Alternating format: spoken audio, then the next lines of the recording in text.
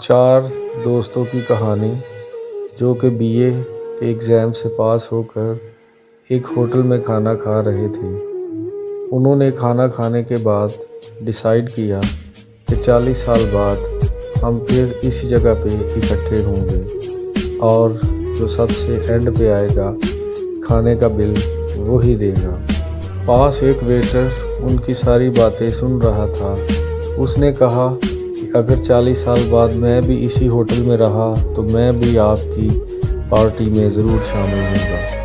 وقت گزرتا رہا اور دوست اپنے اپنے کاموں میں لگ گئے۔ 40 سال پورے ہو گئے، دوست اکٹھے ہونے کے لیے اس جگہ پہ جمع ہوئے۔ وقت بدل گیا تھا، 40 سال کا عرصہ ہے تو اس میں کافی چیزیں چینج ہو گئی تھیں۔ ہوٹل کی بلڈنگ میں بہت زیادہ اپ گریڈیشن ہو گئی تھی اور جب انہوں نے اندر داخل ہوئے تو ماحول چینج تھا۔ تو جو اس جگہ پہ ویٹر تھا وہ اس ہوٹل کا مالک بن گیا تھا۔ پہلا دوست آیا اور بیٹھ گیا، اس کے بعد دوسرا دوست آیا اور آپس میں باتیں کرنے لگے۔ جب تیسرا دوست آیا تو سب مل کر ہنسنے اور پرانی باتوں کو یاد کرنے لگے۔ تو اسی دوران وہ جو ویٹر تھا ان کے سامنے آیا اور اس نے کہا کہ میں اب اس ہوٹل کا مالک ہوں۔ سب بہت خوش ہوئے اور اس ہوٹل کے مالک نے کہا کہ آپ آرڈر دیں۔ جو چوتھا دوست تھا وہ ابھی تک نہیں پہنچا، تو ہوٹل کے مالک نے کہا کہ آپ آرڈر دیں۔ وہ کہہ رہے تھے کہ آپ ان سے آرڈر لے لینا اور کھانا کھائیں، میں پہنچ جاؤں گا۔ آرڈر ہوا اور انہوں نے کھانا شروع کیا۔ جب کھانا کھا لیا تو اس کے بعد انہوں نے بل، وہ دوست نہیں آیا، چوتھا دوست نہیں آیا۔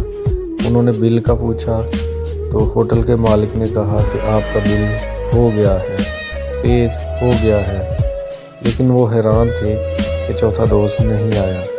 جب وہ اٹھ کے باہر جانے لگے تو ایک افسر جو کہ گورنمنٹ کا ملازم تھا گاڑی سے اترا اور ان کو ملا۔ وہ بالکل ایک ینگ تھا۔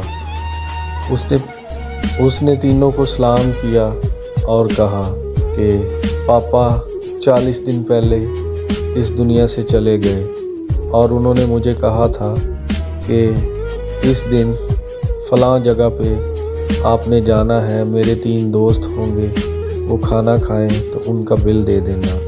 میرے پاپا ٹیچر بن گئے تھے اور انہوں نے بڑی محنت کے ساتھ مجھے ایک اچھا اور بڑا افسر بنایا اور میں آپ سب کا شکریہ ادا کرتا ہوں، اور یہ کہہ کر وہ چلا گیا۔